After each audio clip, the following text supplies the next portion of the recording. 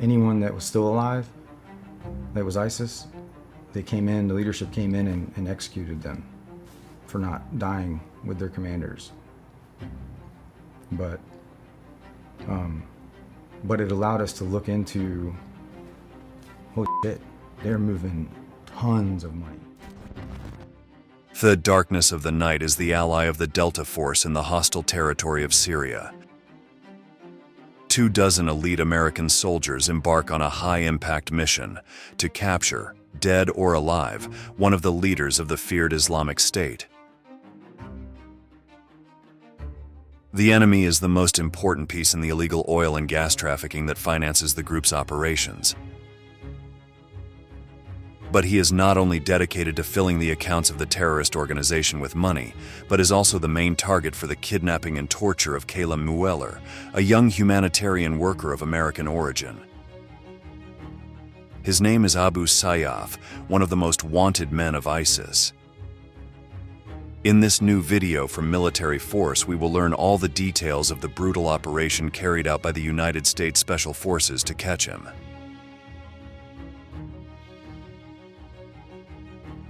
If you want to know what the bloody path to this battle was like, then put on your bulletproof vest and join us on this adventure. To go after Abu Sayyaf, and he was the last one that had Kayla Mueller being held and like raping her, and it was just disgusting, man. The Islamic State, also known as ISIS, was born as an offshoot of the Al-Qaeda terrorist organization in Iraq. After the death of one of its leaders in 2006, it adopted its current name and sought to gain a place in the war against the West. However, the presence of US forces in the region weakened the insurgent group. However, in 2011, when US troops withdrew and instability in the area sparked the Syrian civil war, the organization saw its opportunity to re-emerge. Under the leadership of Abu Bakr al-Baghdadi, it expanded and consolidated its influence thanks to the ease with which it was able to sow terror and chaos. It infiltrated Syrian territory in 2013, taking advantage of the collapse of government control in large parts of the country and the fragmentation of rebel forces. ISIS quickly began to capture major cities and became a global threat for the ferocious atrocities it commits in the name of religion and its hatred of the West. The region became a hell. In August 2013, Kayla Mueller came to see it for herself. The young American woman arrived in the Syrian city of Aleppo with her boyfriend, who had been hired to install communications equipment at a Doctors Without Borders hospital. She was a humanitarian worker from Turkey, where she was helping refugees. However, noticing that the area was dangerous for foreigners and especially for Americans, the health aid agency she worked for decided to return her to Turkish soil. The day after her arrival in Iraq, a vehicle passed by to take her to the bus station, but she never reached her destination. On the way, she was intercepted by soldiers of the Islamic State. My name is Kayla Mueller. I need your help. It's very terrifying here. Their 24-year-old daughter, Kayla, was in the hands of one of the most brutal terror groups the world has ever known, ISIS. You just go into almost a catatonic state, I think. You just can't even stand up. After her abduction, Kayla Mueller spent approximately 18 months in confinement. During her captivity, she was tortured and abused by ISIS members, including Abu Bakr al-Baghdadi, the group's leader. She was forced to be their sex slave. The young Arizona native was alone for a time, but later shared a cell with 3 other women. 2 of them, Frida Said and Patricia Chavez, were eventually released and shared details of their tragic confinement. The conditions in which they lived were deplorable. They saw no sunlight, there was no hygiene, and they suffered constant assaults from their captors. However, both survivors emphasized the hatred that ISIS men had for Kayla in particular. I think it was clear that they hated Americans. They would scream at her and they would, blame her for everything that America has done in the world. Back in Arizona, Kayla's parents held out hope that ISIS would treat an aid worker gently, that one of the humanitarian groups she was connected to would help negotiate her freedom. But that did not happen. No one would claim her, so they assumed she was a spy. Whatever the excuse, the young girl became the victim of the worst and most feared practices of the Islamic State. In addition to the sexual abuse suffered by al-Baghdadi, she was also tormented by another of the terrorist organization's top leaders. This is where the ruthless Abu Sayyaf comes in, responsible for inflicting not only physical pain, but also psychological torture by exploiting Kayla's greatest fears. The uncertainty about her final fate weighed on her mind, but she often found herself at the limits of her tolerance and wished for it all to be over once and for all.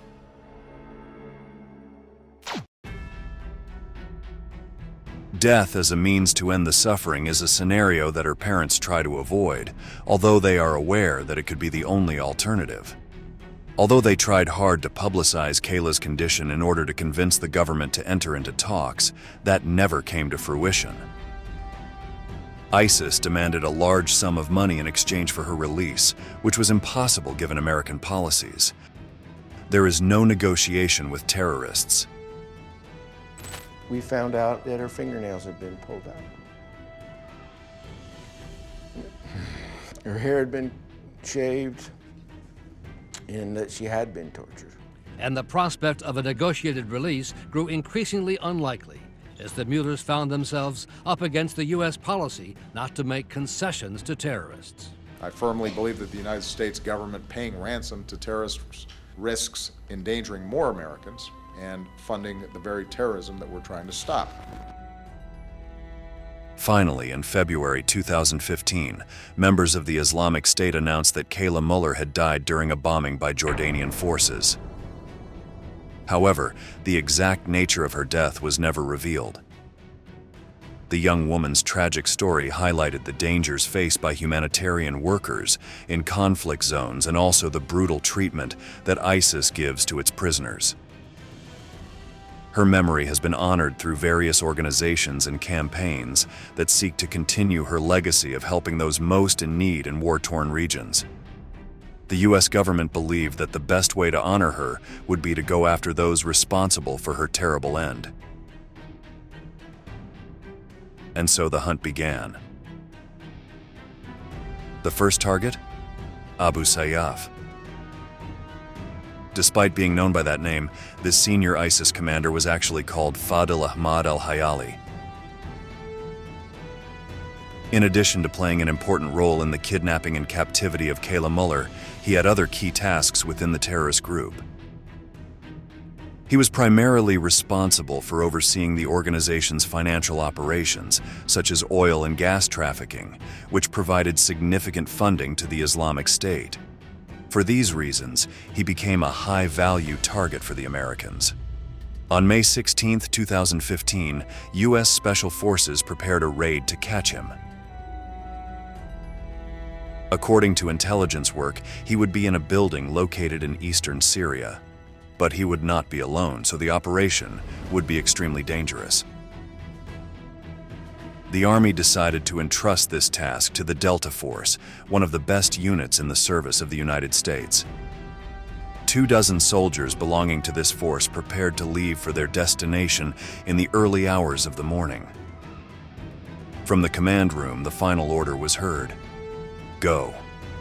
The aircraft were already on and warming up their engines when the fighters launched themselves inside. 2 Black Hawk helicopters and several V-22 planes began their flight in the darkness of the night. The target was a residential building in Deir ez-Zor, so it would be difficult to go unnoticed. However, the element of surprise and speed would be key to the success of the operation. For that reason, the aircraft arrived quickly, flying low between the structures of the city. Before they could stop, the soldiers had already jumped out to begin their first task, blowing up the doors to enter the complex. But before that, they had their own surprise in the streets. The Delta Force fighters engaged in gunfire with ISIS soldiers defending the outside of the building. After blowing a hole in the side of the multi-story building, US soldiers entered through the opening. A group of commandos acted in a perfectly synchronized manner to enter the building. However, the fighters who had to face the insurgents were delayed for a moment. Part of the wall of the structure was blown away by the detonations caused by the explosives of the first soldiers entering. But the stragglers had to place new charges to allow a better passage of the troops. With adrenaline running through their veins and weapons ready, the Delta Force moved quickly. They knew that the enemy was very dangerous, so the operation had to be fast and precise.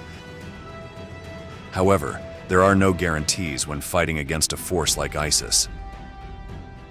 While one of the Americans took position to place the new explosives, a jihadist fighter appeared fiercely through the hole left by the first American group.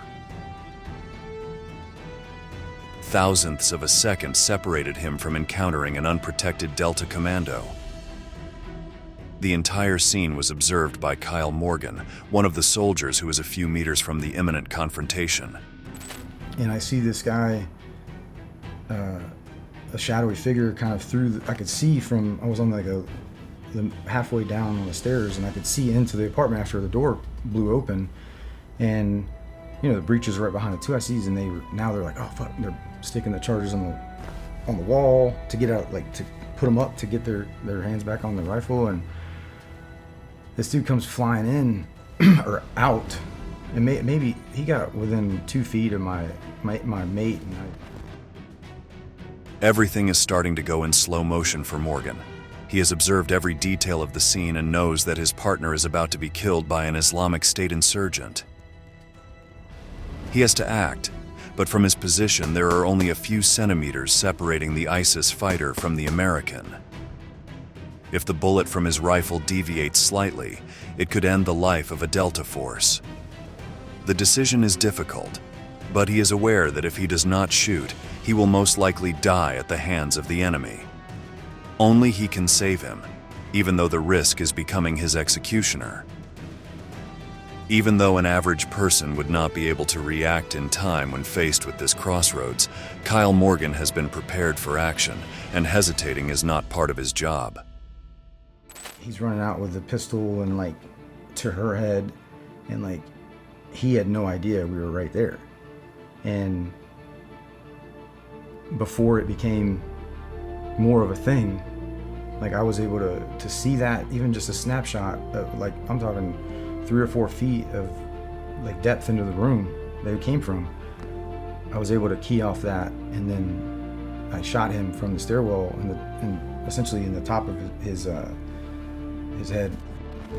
Kyle has just taken a nearly impossible shot, but the whirlwind of the raid doesn't allow him to stop and think about it. Not even his partner, who was inches from death, does. He'll be able to thank him later, if they both manage to stay alive. By then, chaos has already broken out. The ISIS guards, taken by surprise, respond brutally.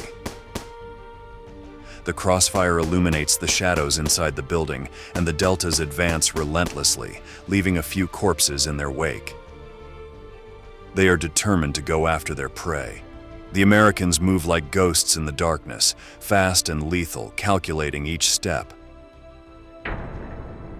The bullets that are fired have deadly precision, and little by little the enemies are falling. Inside the heart of the complex, Abu Sayyaf tries to resist. The walls rumble as elite operators sweep the rooms, taking down the defenders with terrifying speed. Seeing the overwhelming performance of the Americans, the members of the Islamic State begin to use women and children as human shields. The tactic makes things difficult for the Deltas, who want to avoid harming them. However, their rivals will not hesitate to shoot. In the middle of the fighting, an American soldier finds himself in a room where he sees a large wardrobe. He opens it, and the first thing he discovers inside is a woman, but there is also a brutal surprise hidden there. He goes to grab, one of my mates goes to grab the female off of, out of there, and then an AK gets shoved in his face, and he like grabs the barrel, and the dude just starts racking rounds off like next to his head, and he's just controlling the muzzle with his own hands now. He's in a wrestling match now. The Delta Force is fighting with all its might to keep the gun from being aimed at its body. It is completely unprotected until one of its comrades enters the room. Once again, the scene requires surgical precision. This time, the American who is grappling with the ISIS fighter moves in all directions trying to avoid death. Both are writhing in hand-to-hand combat, but the elite soldier who has just entered does not hesitate in what he must do either. He takes his rifle and shoots. Blood floods the walls and the floor of the entire place. Another insurgent has just died, and the Delta Force suffers no casualties. The end of the battle is approaching. The warlord is cornered, but despite finding himself between a rock and a hard place, Abu Sayyaf decides to fight until the last second. In this way, he sealed his fate. In a fierce exchange, he fell dead under the fire of the American forces. The operation was executed with incredible perfection, the kind of precision that only years of training and experience can achieve. With their main target down, the soldiers moved on to the next phase of the mission, capturing Sayyaf, the wife of the ISIS leader. She is a shadowy figure who played a key role in sexual slavery and the abuse of prisoners, including in the case of Kayla Mueller. When they found her, Sayyaf was captured alive. She had tried to hide, but there was no escape. Her arrest would become a key piece in the collection of valuable intelligence. The intelligence we got then to capturing his wife and them interrogating her, the Kurds, to pinpointing al-Baghdadi, where we were able to go over and kill him.